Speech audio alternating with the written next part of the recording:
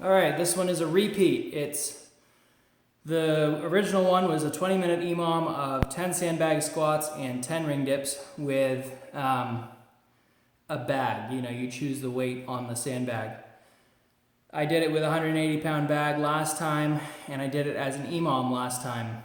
Tonight, I'll try it as 10 rounds. I'm not in a huge hurry, but I am going to try and keep moving and see how that compounds. I am going to use a 210-pound bag tonight instead of a 180-pound. So we're going to see how that goes. Like I said, I'm just going to try and keep on moving through it. I may go nasal only. I may go nose to mouth. So we'll just have to see. The goal is to not go mouth to mouth, which is flight breathing. Anyway, so it's sandbag squats first and then ring dips after that. You'll be able to see in the video whether I make it or not, and I'll do a little recap at the end.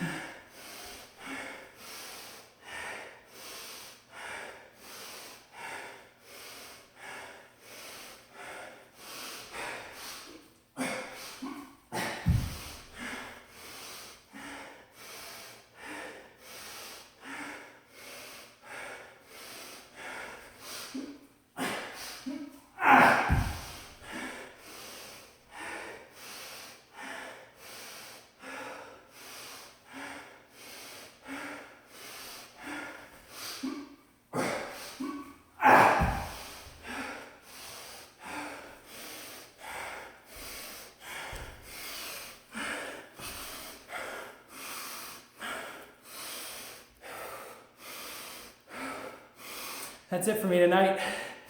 I went 6 rounds.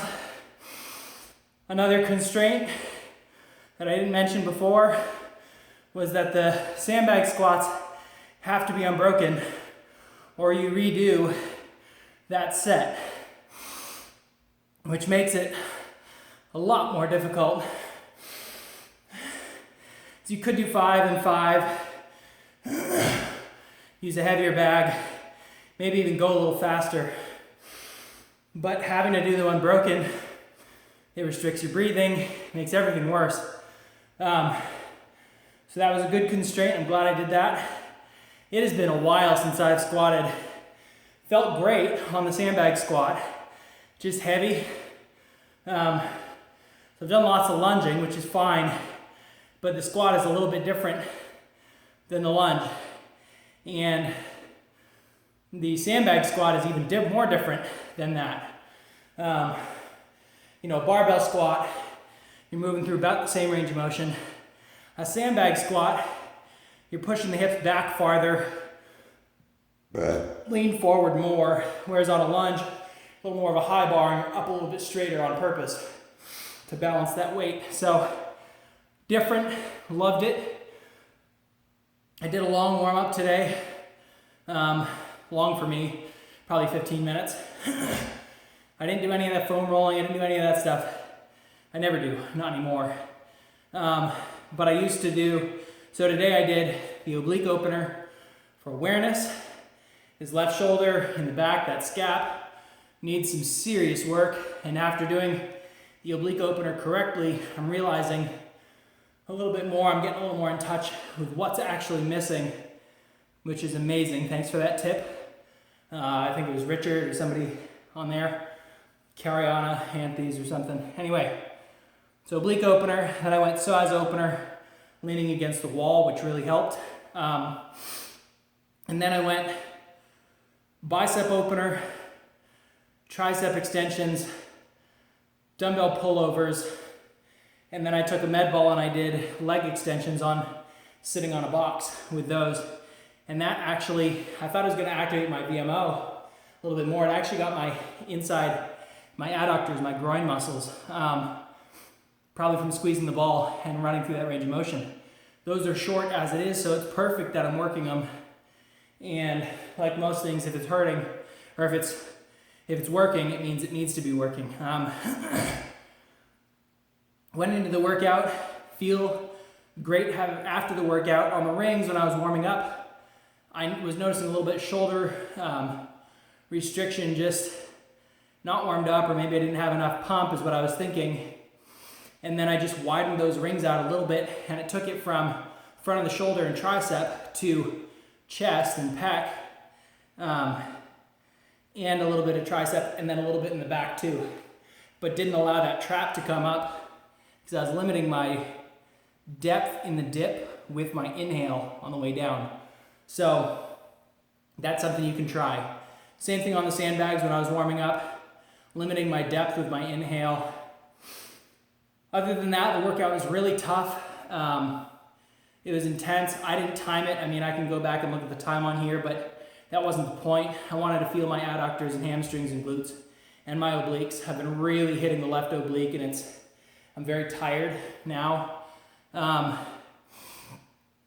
Tomorrow or the next day, I'll probably do some active meditation, but I want to get it back into sandbag squatting.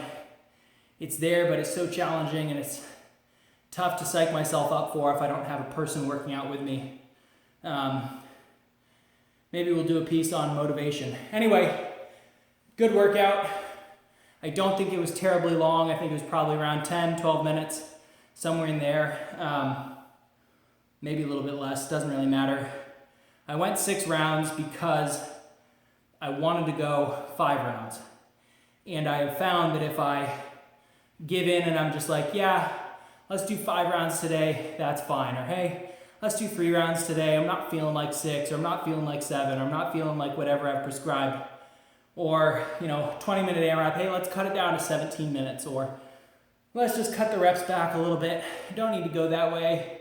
Let's keep it a little bit lighter. We'll call it technique work. What I find is that after a little while of doing that, I am no longer putting out work capacity.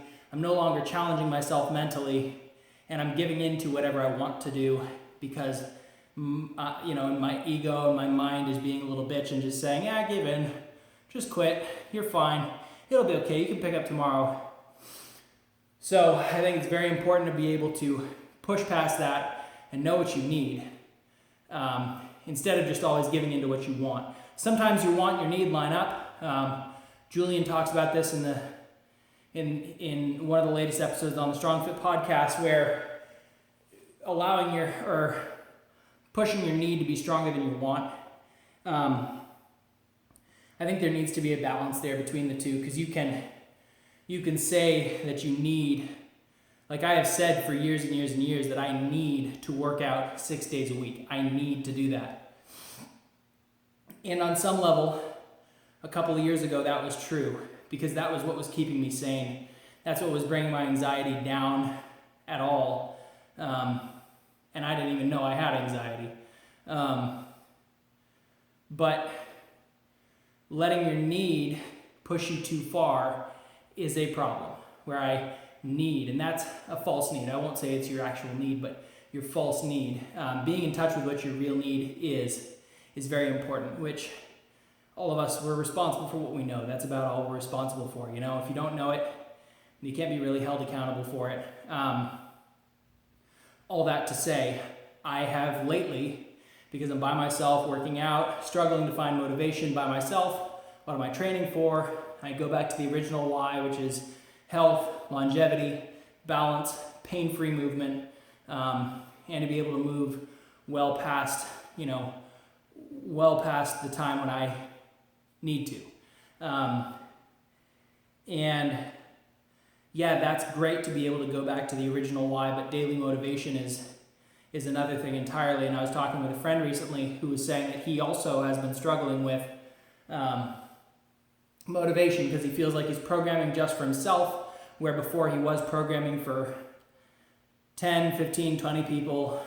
Back when I was training with him, we were training 60 people who were depending on our programming and our coaching to make them better, and they were trusting us to make them better people and healthier people and help them feel better. And we did the research, we did the work to help them just be able to come in and be trained and whatever. And that was motivating. That was definitely something, we were working together. We did a lot of partner workouts together.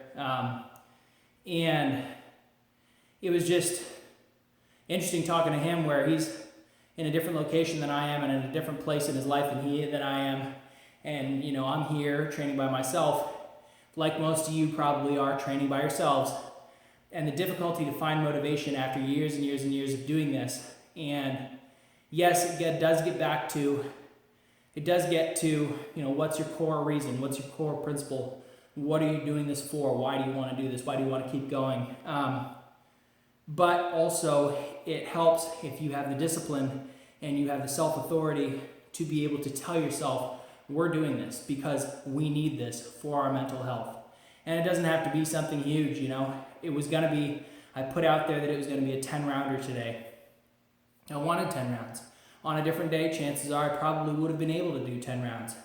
If I had left it as an EMOM, I probably would have been able to do it as a 10-rounder. But I wanted to push myself a little bit harder, so I took the EMOM aspect out of it. So I wasn't resting 30, 40 seconds between sets,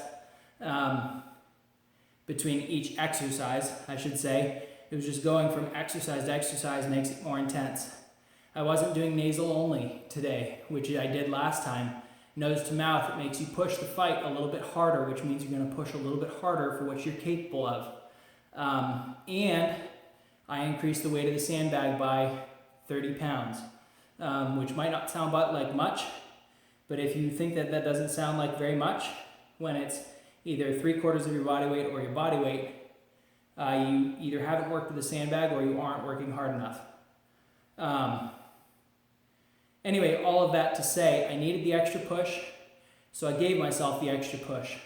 It may look like I backed down, and I was thinking that at around round 4, when I was like, I just do not think I can do 10 rounds today.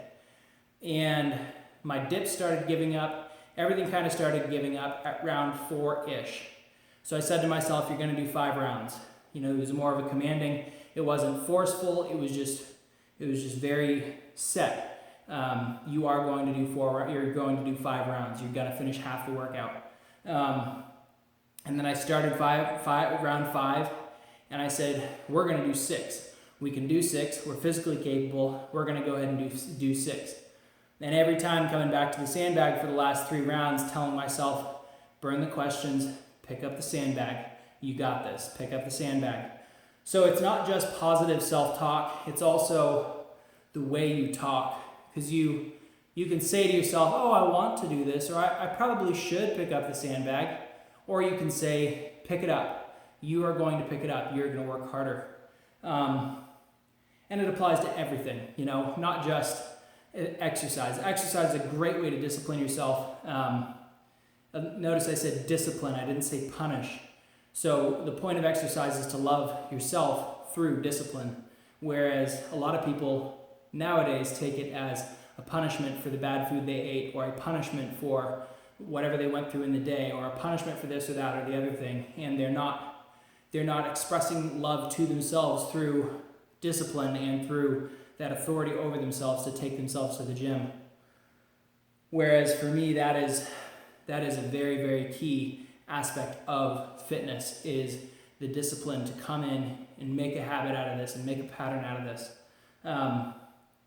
Anyway, there's a lot there that I'm throwing at you, but it was a good workout. It was a great workout. I've got my breath back. My heart rate's down. I'm feeling better, and now I'm flowing, which is why I'm talking and talking and talking, and that's fine. That's great. All that to say, know the difference between want and need, and know when to push the need a little bit harder and when to give into the want.